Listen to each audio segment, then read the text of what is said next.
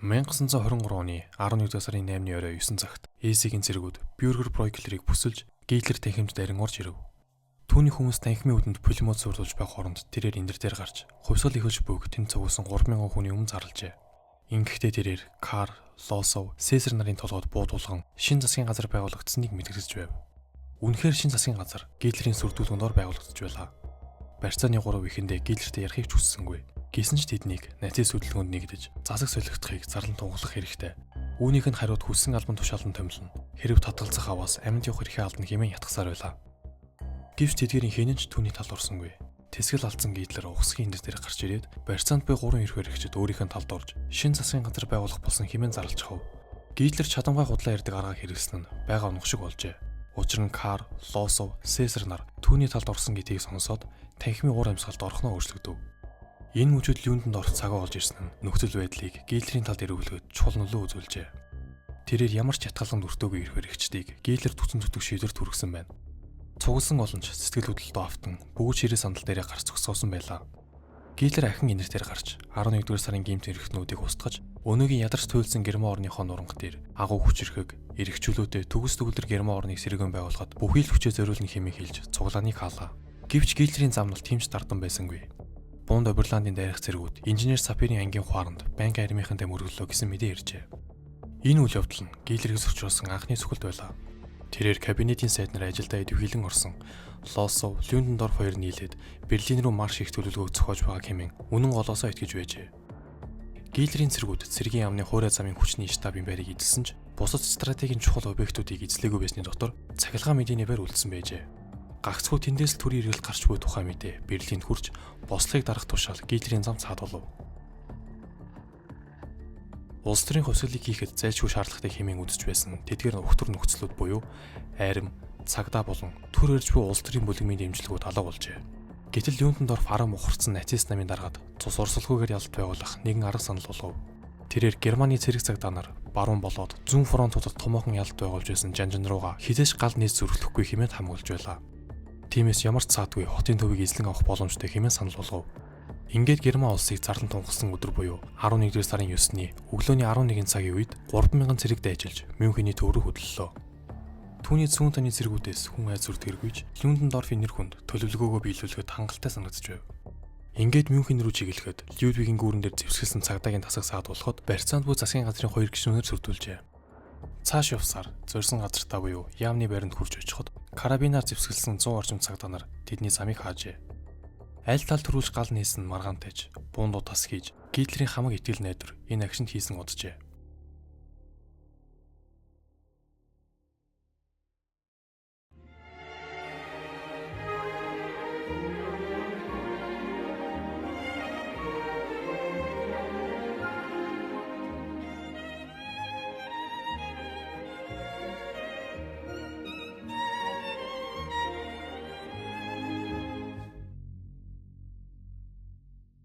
Гадаадын сурвалжлагчид болон Германы хамгийн том сэтгүүлчид 1924 оны 2 дугаар сарын 26-нд эхэлсэн шүүх хурлын үйл ажиллагааг сурвалжлахаар Мюнхенээр ирцгээснийг Гитлер сайн мэдэж байлаа.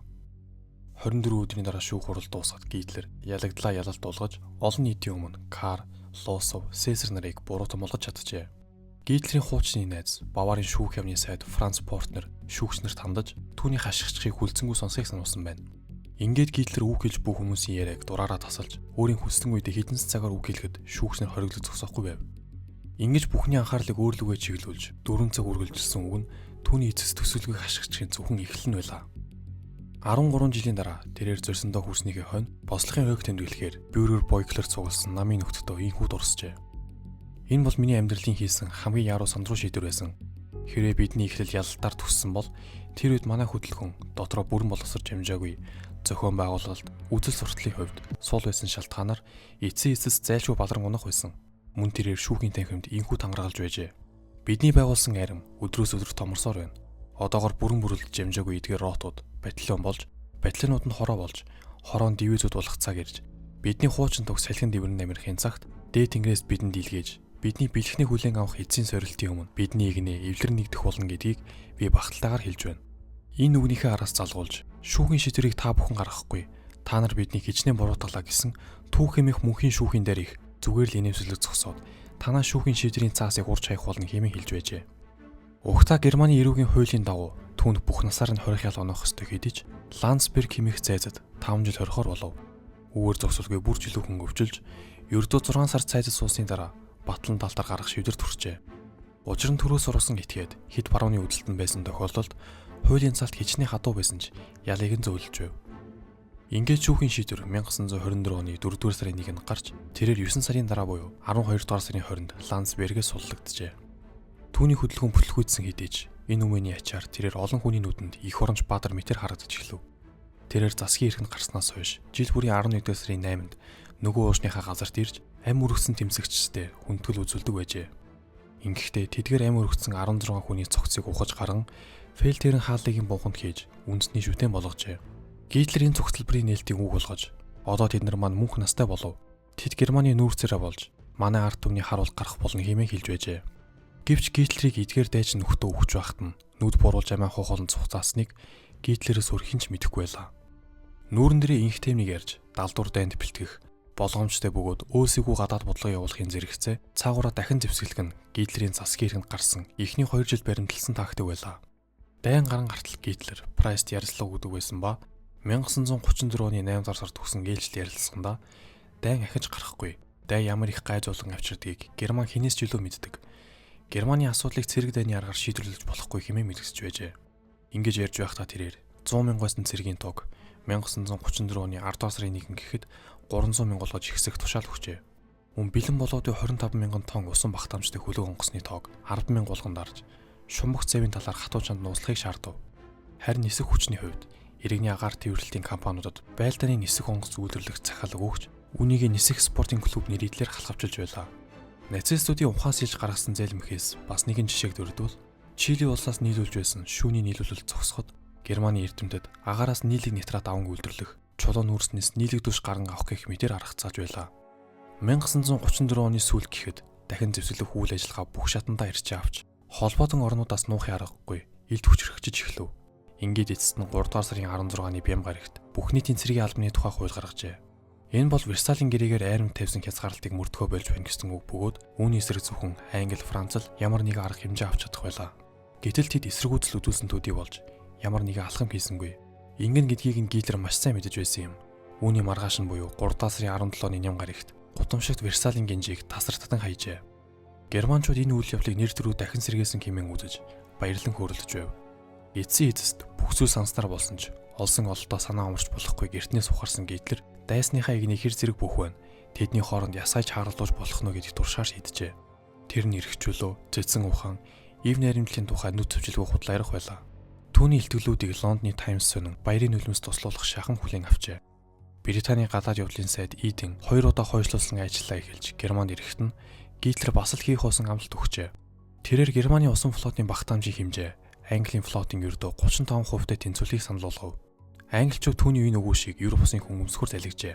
Улмаар Версалийн гэрээний цэргийн заалтуудыг хүчингү болгох нь өөрсдөд нь ашигтай гэж үзээд Гитлерийн уг саналыг хүлээн авчээ. Энэ шийдвэр нь Германыг маш богино хугацаанд өөрийн гэсэн флоттой болох ногоон гэрлийг нь асааж хүсч байгаа хэрэг гэдгийг ямар ч эрүүл ухаантай хүн ойлгохоор байв. Англичуудын гаргасан энэ шийдвэр Муссолинийг үндэснүүдийн лигийн дүрмийг зөрчөөд нэг их сүйдээ зүйл болохгүй юм байна хэмээн бодоход хүргэжээ.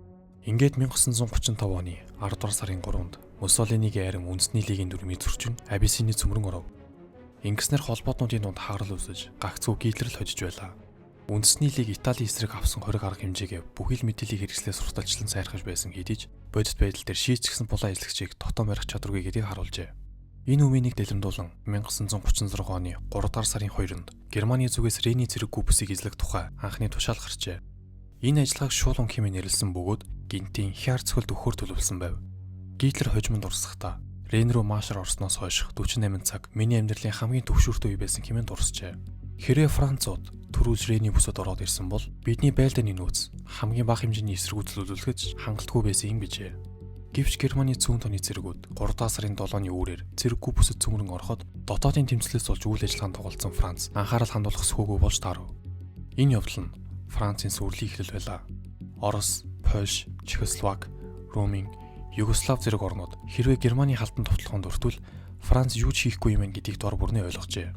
Энэ үйл явдлыг далимдуулан Гитлер Рейхстагийн эндэр дээрээс Герман улс Локарногийн гэрээнд хүлүүлгээ болж бугаа мэдэгджээ. Энэ бол германчуудын цуснд нь шингээстэй байдаг милитарист үзлийг тархи руу харуулсан үг байлаа. Үүний дараа Гитлер Муссолиний холбоотноо болгож аваад 11-р сарын 25-нд Японд Коминтерний эсрэг гэрээ байгуулжээ. Дараа жил Нуг гэрээнд Муссолини ч мөн гарын үсэг зурв. Гитлер ийхүү 4 жилийн дотор ажил хөдлөлийг устгаж, хүчирхэг айран, нисэх хүчин, усан флот байгуулж, тэдгэрийг ихээхэн хэмжээний зэвсгээр хангасан бөгөөд цаашид Шанхай амлаж байлаа. Мөн Версалийн гэрээг устгаж, Вений бүсийг эзлэн авав. Засаг барьж эхлэх үедээ бүрэн ганцаардмал байдал байсан бол одоо харин Итали, Испани, Япон гэсэн найдвартай холбоод нүдтэй болжээ. Гэвч хамгийн гол амжилт нь герман хүмүүсийн үндэстэндээ итгэх итгэлийг бадрааж агуу их хүч чадлыг нь сэрэж чадсан юм. Гитлерийн нэрлэлснээр нацистуудын төр ирсэн туршилтын 4 жил дуусаж, дайны самдаа эргэл уцалтгүй гарчээ.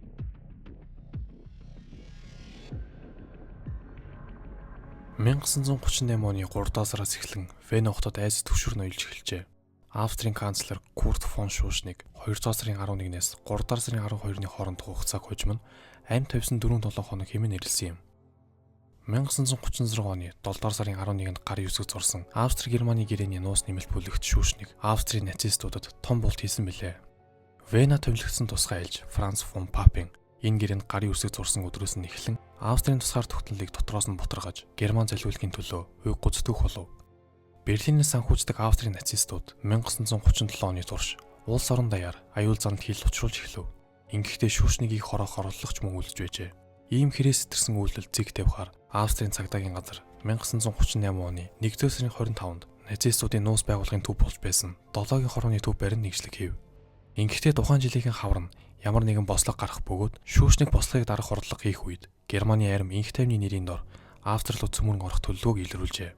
Хэрвээ Гитлер Австрид халдан довтолбол Чемберленийн удирдлагад Гитлерийг ая үеэр барьж байх бодлого явуулж байсан Англи болон Франц улс Австрийг хамгаалах бодлого байлаа.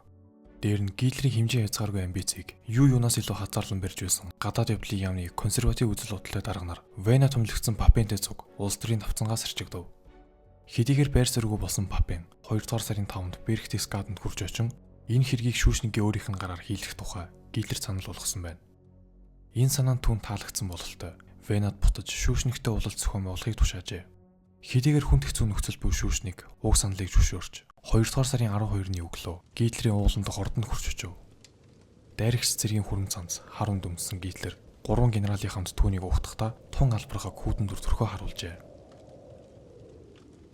Уулзалт эхлэхэд ч тэр өрөөний сайхныг магтсан Шушнигийн үгийг тасалж бид энэ цонхоор юу харагдаж байгаа? Тэнгэр хангаа ямар байгаа тухай ярих гэж ирээгүй шүү гэжээ. Ийхүү байдал оронгороо эргэв. Харилцсан ярианы дундор Австрийн Германтай нэгдэх бодолтой байгаагаа Гитлер нэг үг хэлж хатуу ширүүн сүрдүүлгийн үгийг ар араас нь урсгаж байлаа. Гитлер ярихдаа дэлхийн хамгийн өндөр тэнгэр багандсан барилга барих төлөвлөгөөтэй байгааг нь. Ингэхдээ Герман чанар гэж юу болохыг Америкчуудад мэдрүүлэх болно хэмээн Шушнигт хэлж байлаа. Тэрээр энэ яриагаа дуусгасны дараа өрөөг орхиход Германы гадаад явдлын сайд Риббентроп орж ирэн 2 хуудас хилцээрийн төслийг харуулan энэ бол Гитлерийн эцсийн шаардлага бөгөөд яг одоо гарын үсэг зурхыг шаарджээ. Түүний шаардлага гэх зүйл нь 7 хоногийн дотор засгийн эрхээ нацистууд түхийг заасан байв. Хэрвээ энэ бичигт гарын үсэг зурвал Австрийн тусгаар тогтнол устна гэдгийг би тэр дор ойлгосон хэмээн Шушник хожимд орсон байдаг. Гэхдээ Шушник тулан шаардлагыг хүлээн авахгүй гэдэг нь хэн бүхэн тодорхой байлаа. Төв дудалгүй түүнийг ахаад Гитлер дээр дуудав. Шушнигийг таслаханд ороход Гитлер түүнийг ин сүрдүүлжээ. Гэр Шушник, энд ярилцаад байх юм алга. Би өөрийнхөө шаардлагуудаас ганц чалхан мухрахгүй. Гэрээнд гарын үсэг зурж миний шаардлагыг 3 хоногийн дотор биелүүл. Үгүй бол би тушаал өгч цэргүүдээ Австрийн нутагт орууллаа. Гитлерийн сүрдүүлэг амжилт болж Шушник бууж өгчээ. Ингээд 1938 оны 2 сарын 11-нд Австри улс Гитлерийн сүр хүчиндор өвдөгсөгдөв. 2 сарын 20-нд Гитлер удаан хүлээлгэсэн үгээ Рейхстагт хэллээ. Ингэхдээ 7 сая австричууд хийгээд Чехословакт 3 сая Сүдэтийн немцүүдийг одооноос эхлэн 3 дугаар их мэдэх болно гэх утгатай үгийг олон нийтэд битүүхнээр хэлжээ. Шушник Гитлерт хариу болгож 2 сарын 24-нд Австри улс тусаар тогтнолоо хязгаарч сайн дураараа тавьж өгөхгүй гэдгийг мэдэгдэв. Энэ үг радиогоор дамжуулж байхад 20 мянган улангасан нацистууд хотын төв талбайд хүрч очин гудамжны чанга яригчдыг эвдэлж Австрийн төв талбайг урж хаян оронд нь хас тэмдэгтэй Германы далбай хатгажээ. Цагдаагийн байгууллагыг Зэс Инкварт хэмээх Гитлерийн тэжээвэр командолж байсан учраас уг үмэнийг зогсоох ямар ч хариу арга хэмжээ авсангүй. 3 сарын 9-ний орой Инсбрукт байхдаа канцлер ард нийтийн санал асуулгыг 3 сарын 13-ны Нянгаар ихт болно гэж зарлалаа. Гинтийн энэ шийдвэр Адольфыг цочирдуулж Энэ явдлыг тасалдуулахын тулд Бям гарагт Австрид цөмрөн орох тушаал гаргажээ. Гитлер уг ажиллагааг Отто төлөвлөгөө хэмээн нэрлэв. Учир нь урд хожид Австрийн хаан ширээнд Отто Габсбургийг залах орлогыг тасан тосоогоор боловсруулсан төлөвлөгөөний нэрийг ахин сэргээжээ. Ингээд 3 дугаар сарын 11-ний шөнийн 2 цагт Отто төлөвлөгөөг хэрэгжүүлэх зорилготой 1-р захирамжийг баталлаа. Маш нууц. Ажиллагаанд оролцохоор хуваарлагдсан хуурай замын болон цэргийн нисэх хүчний анги нэтгэлүүд 1938 оны 3 дугаар сарын 12-ны 12 цагаас өмнө Бельданы бэлэн байдалд орно. Цэргүүд ажиллагаанд оролцохдоо ах トゥ ард түмэндээ дайцахыг хүсэхгүй байгаа дүр эсэх хэрэгтэй. Энэ ажиллагааг бүхэлд нь аль болохоор зэвсэг эрэлхэхгүй байж ард түмэн манай ажиллагааг талархан дэмжиж байгаа улс оронд инхийн журмаар орж байгаа маягаар явуулах хэрэгтэй. Энд альва үдэн хатгалгаас зайлсхийх хэрвээ эсэргүүцэл үзүүлбэл хайр нариг нь ухчиндар. Энэ үйл ажиллагаа нь Муссолини яаж хандах бол гэдэг Гитлерийн санааг зөвнүүлж байлаа. Тэрээр Италийн дарангуулагч захиа илгээхдээ энэ талаар хүлээцтэй хандахыг хичээнгүлэн гуйжээ. Уг загталд хүний ой тоонд буухааргүй хэтрүүлэхтэй зөвлөд байлаа. Үүнд дурдсанаар Австри Чехословак хоёр хаан дөрөв сэргээж үүний түнд багаар бодоход 20 сая хүнийг Германы эсрэг төрхөөр хувилж байна гэжээ. Харин хилийн цаана яаж бужинж байгаа талаар ямар ч жижиг аваагүй шүүшнийг саналцуулах амжилттай болж энэ бүх асуудал нэг үсэн шийдэгдэн гихтгэлээр санаамар орондоо оржээ. 3 дугаар сарын 11-ний үүрийн 4 хагаст Германы цэргүүд хилийн ойролцоо бөөгнөрч байна гэх мэдээгээр өдрийг эхлүүлсэн шүүшнийг Нин даруй кабинетийн хуралдааныг зарлав. Хуралдаанаар санал суулгыг цуцлсан ч нацистуудын ном дүрмээр нэг бууж өгсөн хүн цаашид буулт хийх ёстой ажээ. Гитлерийн зүгээс энэ шийдвэр хангалтгүй бөгөөд цаашлаад шүүшнийг албан тушаалаа Австри дахь өөрийн хүн буюу Зэсийн квартад шилжүүлэн өгөхийг шаарджээ. Шүүшний гагцгүй энэ үед л Австрийн засгийн газарт нацистийн тэжээврүүд үүрэлж байсныг анзаарч нэг мөсөн ялагдал хүлээжээ. Харин ерөнхийлөгч Вильгельм Миклас эцсийг нь үүснэ хэмээн зөрүүлсээр тулгын шаардлагыг нь хүлээж авахгүй тухай мэрэгтийг тушаав. Тэр өрөө Гитлер маш бухимдангуй байлаа. Тэрээр Австрийн ерөнхийлөгч хизээ бууж өгөхийг хүлээгээд зогсохгүй. Муссолинигээс ямар хариу ирэх бол хэмээн санаагаа жилээж байв. Оройн 10 цаг 25 минутад Ромоос Гессний хан хүү устдаж Муссолинид Австрийн асуудал ямар ч хамаагүй тухай дуулгав. Энэ мэдээ Гитлерийн магнайг тэнэлсэн явдал байлаа. Ийм шийдвэрлэх мөчөд Их Британи, Франц болон Үндэстний лиг Германы хурш орн руугаа хийж байгаа түрэмгийлийг зогсоохын тулд ямар ч арга хэмжээ аваагүй юм. Франц тэр мөчөд засгийн газаргүй байлаа. Харин Английн хувьд Германид таарамж муудахаас зайлсхийж юу ч дугар зүрхэлсэнгүй. Гитлерийн хувьд санааг түшээж байсан асуудал гэвэл Чехословакийн зүгээс хийж болцчихгүй алхам байлаа. Гэвч Герингийн асуудлыг дорн шийджээ. Тэрээр Чехословакийн элчин Войтх Маасанд хандан Рейхийн цэргүүд Австрид орж байгаа асуудал бол ердөө нэг айлын дотор болж буй асуудал хэмээн тавьчруулыг оролцжээ. Энэ үгэн дээрээ нэмж Гитлер Чехословактай харилцаагаа сайжруулах бодолтой байгаа. Үүнийх нь хариуд Чехүүд Австрийн асуудал чимээгүй өнгөрөхөөр тохиролцов. Гэхдээ зүүн тооны хүмүүс нацистууд Австрийг эзэлснээр Чехословак 3 талаасаа Германы цэргүүдээр хүрээлүүлэх болж стратегийн хувьд суулдар болно гэдгийг гадарлаж байлаа. Гэсэн ч Орос болон Англи, Франц, Үндэстний лигийг зүгээр хараад суухгүй гэдэгт итгэж байв. 3 дугаар сарын 12-нд Австри улс Гитлерийн мэдлэлд бүрэн оржээ. Тэрээр улсынхаа нэрийг хүртэл Остмарк болгон өөрчилж Германы Рейхийн жирийн нэг тусан болон хувиргав. Зэвсэгт хүч нь Гитлерийг сүрүүлэх бүрэн бололцоотой байсан Франц, Англи, Оросын идэвхгүй байдлыг ашиглан Гитлер ганц ч буундуу гаргалахгүйгээр Рейхийн хүн амыг 7 саяар өсгөж ирээдүйн төлөвлөгөөг хэрэгжүүлэхэд туйлын ашигтай стратегийн барилыг эзлэн авлаа. Тэрээр Чехословакийг 3 талаас нь нийлээд туссангүй. Вена хотоор дэмжин зүүнүүд Европт гарах гарцтай болжээ. Энэ хот нь төв болон зүүнүүд Европын худалдаа болон харилцааны төв болж байсан түүхтэй. Харин одоо энэ байршил Гитлерийн гарт орлоо. Мөн эдгээр туршилтын үр дүнд дараагийн улсууд руу сар байхад Англи болон Франц зүгээр л хараад зогсож байхыг мэдэж авчээ.